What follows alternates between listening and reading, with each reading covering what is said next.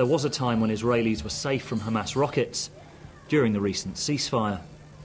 In May, there were 149 rocket attacks. In June, before the ceasefire started on the 18th, there were 84.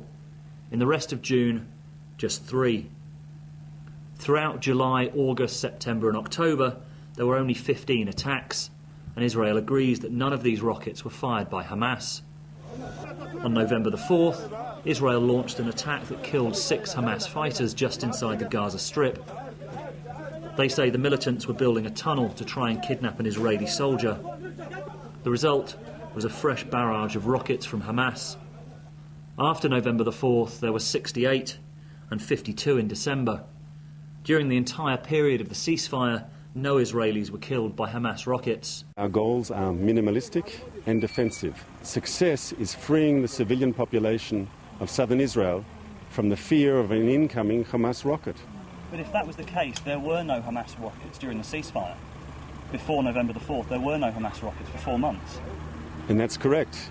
And this crisis started when Hamas threw out the ceasefire.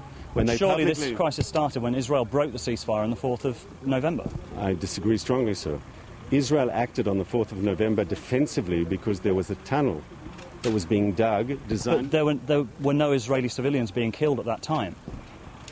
Israel was acting to prevent Israeli civilians being killed. Our operation was defensive. It was in response to aggression from Hamas. It's not just Israel that pointed the finger at them. It was the United Nations, it was Russia, it was Egypt, it was Jordan.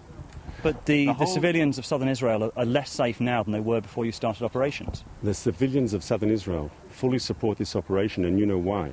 Because they've been living under the threat of incoming Hamas rockets, not for days, not for weeks, but for months and for years. We're trying to create a new security environment in which they no longer have to live in constant fear of an incoming Hamas rocket.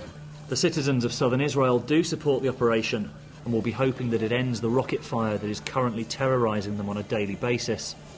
The evidence may point one way, but the raw recent experience of these people leads them to different conclusions. David Fuller, More 4 News, Ashkelon in southern Israel.